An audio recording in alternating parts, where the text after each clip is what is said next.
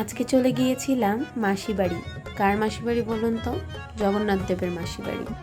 আর আজকের ব্লগে যাদের দেখছেন এরা সবাই আমার ব্লগের নতুন মুখ আর নতুন মানুষ। সকলেই আমার শ্বশুরবাড়ির সদস্য। আর তাদের নিয়েই আজকে চলে যাচ্ছিলাম প্রেম কাননে, যেখানে রথের মেলা হচ্ছে এবং জগন্নাথ দেবের মাসি বাড়ি। যেহেতু ওই দিন বৃষ্টি পড়ছিল, আমরা তাড়াতাড়ি বিকেল নাগাদ রওনা দিয়ে আর সন্ধ্যার মধ্যেই পৌঁছে যাই। পৌঁছেই আমরা সবাই একত্রিত হয়ে মন্দিরের ভিতরে প্রবেশ করি।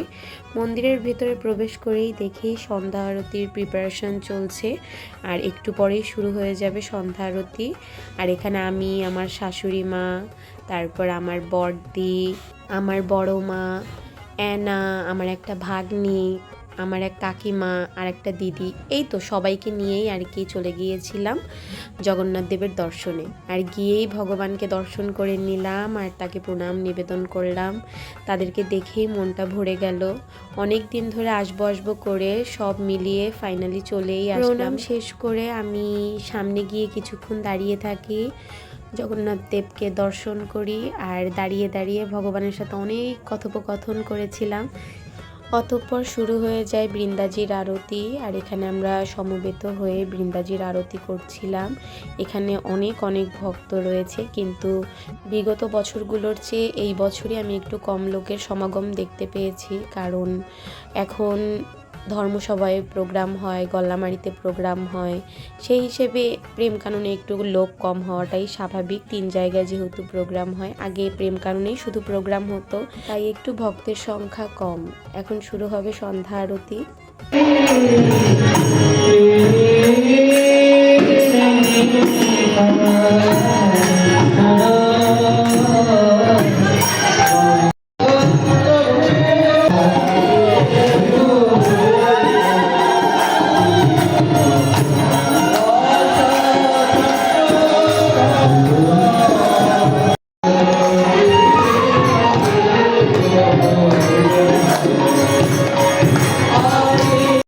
আরতি শেষ করে আমরা বসে পড়েছিলাম। তারপর আমার পতিদেব আমাদের জন্য কিছু খাবার দাবার নিয়ে এসেছিল।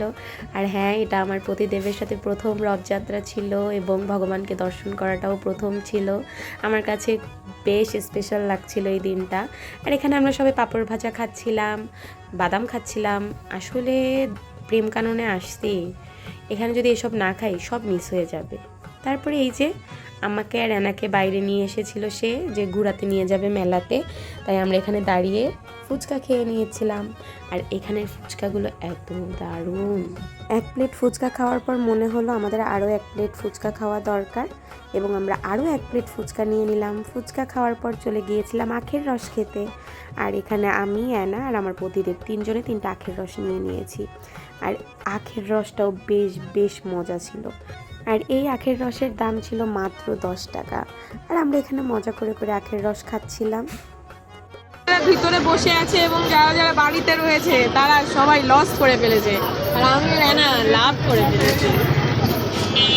যাই হোক, এগুলো মজা করছিলাম। অ্যানার উসলতিতেই আমি একটু বাইরে বের হতে পারছি, মানে অ্যানা বাইরে যাওয়ার জন্য বায়না করছিল, তাই ভাবলাম ওর সাথে আমিও বের হই। এরপরে আমরা মেলাটা একটু ঘুরে ঘুরে দেখি।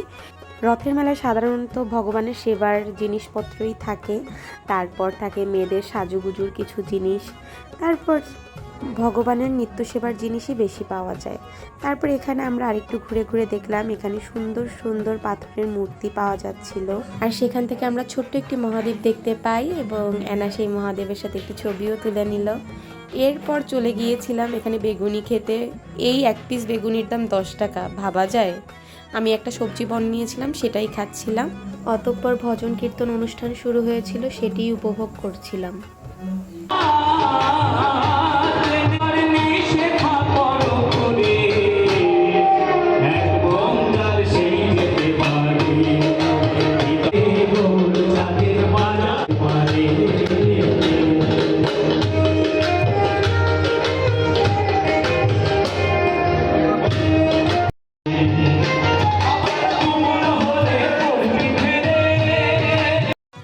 প্রেম কানন যাব আর প্রসাদ পাবো না, এটা কি হতে পারে? আমরা শেষ পর্যন্ত থেকে প্রসাদ পেয়েই বাড়ি ফিরেছি। আর প্রসাদে ছিল খিচুড়ি, আর আমার মার পাতে প্রায় 6টা আলু ছিল, খিচুড়ি কম ছিল, সেটা নিয়েই আমরা কথা বলছিলাম। আর এখানে আমরা খুব তৃপ্তি সহকারে প্রসাদ পাচ্ছিলাম, আর আমার অতিদেবও খুব তৃপ্তি সহকারে প্রসাদ পাচ্ছিল। এই তো মোটামুটি ছিল এটাই আজকের ব্লগ। ভালো লাগলে লাইক কমেন্ট করবেন, দেখা হবে নেক্সট ব্লগে। টাটা।